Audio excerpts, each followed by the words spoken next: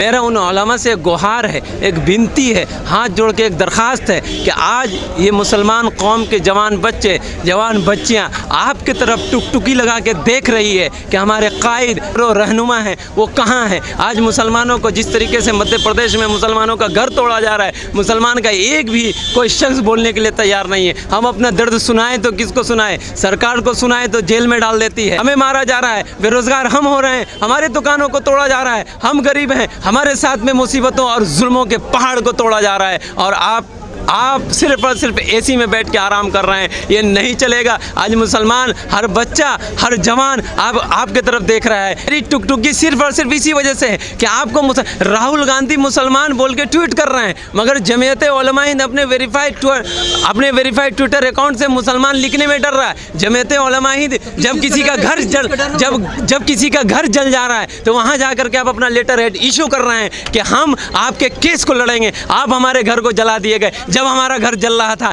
आप कहाँ थे? जब हमारे घर को तोड़ा जा रहा था आप कहाँ थे? आप बाद में आकर के बोलते हैं कि आप हमें घर बना के देंगे, आप हमारा केस लड़ेंगे। हम आपकी कुर्बानी का इस्तकबाल करते हैं, मगर हम आपसे ये भी उम्मीद करते हैं कि जब हमें मारा जाए, जब हमारे साथ में बर्बरता की जाए, जब जुल्म के पहाड़ को तोड़ा जाए, तो उस वक्त भी आपकी जिम्मेदारी बनती है। जिस तरीके से हमारे उलमा ने पहले किया था उसी तरीके से आज आप मैदान में आए और सरकार के खिलाफ मुखर होकर बोलें।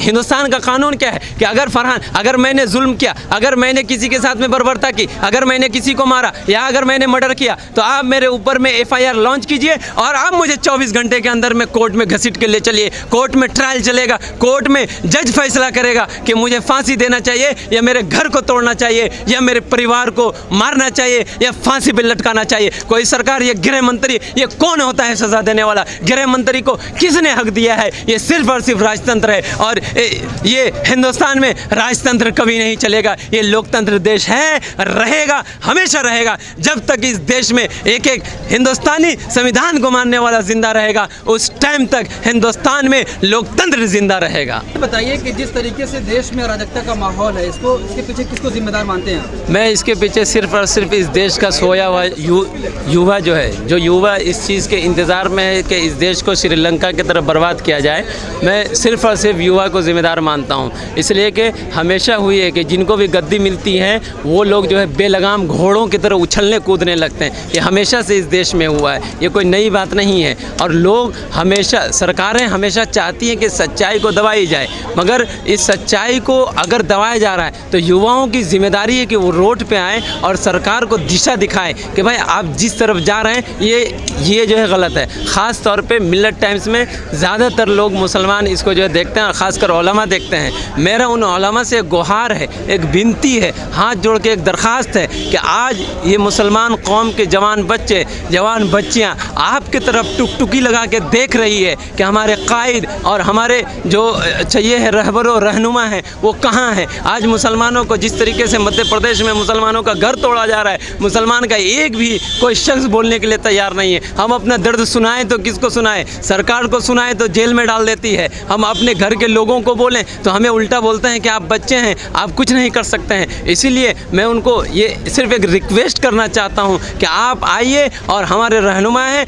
रोड पे भी हमारे साथ में आप रहनुमाई कीजिए। जिस तरीके से हमारे साथ में बर्बरता की जा रही है, आप सरकार के खिलाफ मुखर होकर बोलिए, हम लोग आपके साथ में हैं। हमें मारा जा रहा है, बेरोजगार हम हो रहे हैं, हमारे दुकानों को तोड़ा जा रहा है, हम गरीब हैं, हमारे साथ में मुसीबतों और जुल्मों के पहाड़ को तोड़ा जा रहा है और आप सिर्फ और सिर्फ एसी में बैठ के आराम कर रहे हैं। ये नहीं चलेगा। आज मुसलमान, हर बच्चा, हर जवान आपके तरफ देख रहा है कि आप सरकार की आंखों में आंख, जिस तरीके से इससे पहले भी सरकारों के खिलाफ हमारे उलमा ने आंख में आंख डाल करके सवाल पूछा था और उनसे अपना हक मांगा था। इसी मौलाना असद मदनी साहब ने इसी दिल्ली के अंदर में सोनिया गांधी जी की आंख में आंख डाल के सवाल पूछा था और इंदिरा गांधी जी के आंख में आंख डाल के सवाल पूछा था। आज मैं उसी तर्ज पे अपने उलमा इकराम से एक रिक्वेस्ट करना चाहता हूं कि आज फिर से ये सरकारें बेलगाम हो चुके हैं। इनको लगाम लगाने के लिए और माइनॉरिटी मुसलमानों को बचाने के लिए आपको रोड पे आना पड़ेगा, आपको इनका मुकाबला करना पड़ेगा। आप जिस तरीके से आप देख सकते हैं कि किसान आंदोलन में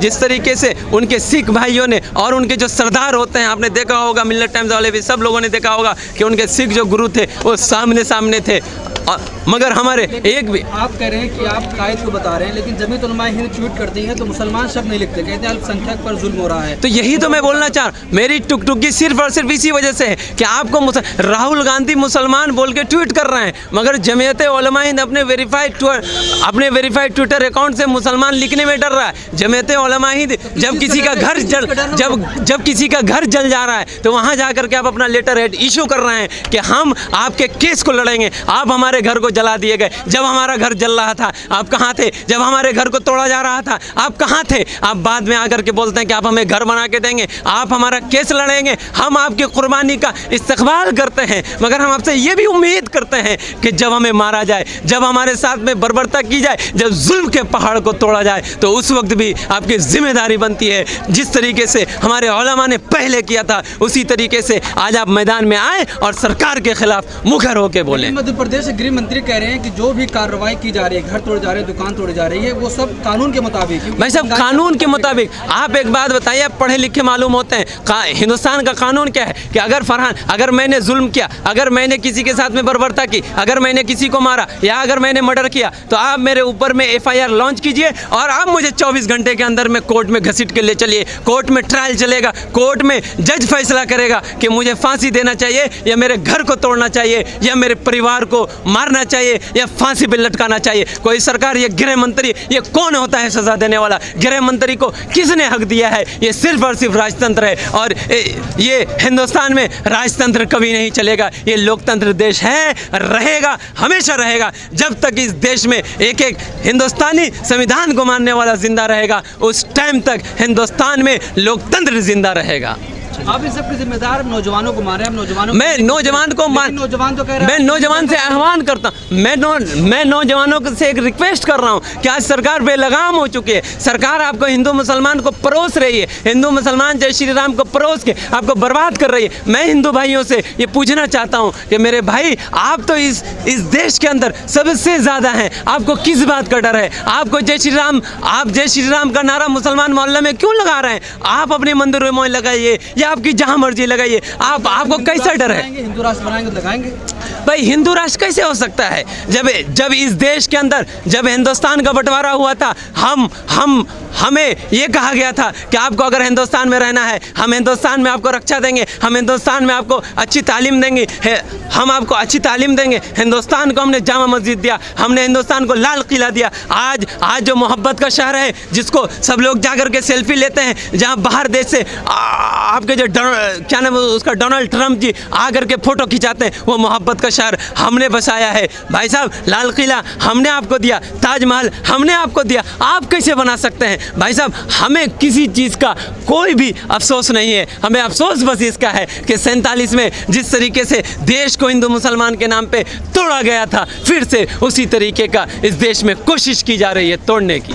सर, लेकिन रामनवमी में जो कहा जा रहा है कि मुसलमानों के द्वारा रामनवमी जुलूस पे पत्थर फेंका गया, तब जाकर उनको घर। अरे भाई, हम कह रहे हैं पत्थर फेंका गया, तो कोर्ट नाम की कोई चीज़ नहीं है। आप खाली बोल दीजिएगा पत्थर फेंका गया, हो गया। अगर किसी ने पत्थर फेंका है, अगर किसी इंडिविजुअल शख्स ने पत्थर फेंका है, आप उसको चिन्हित कीजिए, आप उसको चिन्हित कीजिए और चिन्हित करके उसके ऊपर में सख्त से सख्त कार्रवाई कीजिए, सिर्फ टीवी में बोल देने से। और अगर किसी ने पत्थर फेंका था तो इस देश में कोर्ट है, लोअर कोर्ट है, हाई कोर्ट है, सुप्रीम कोर्ट है। आप कोर्ट जाइए और कोर्ट से फैसला करवाइए।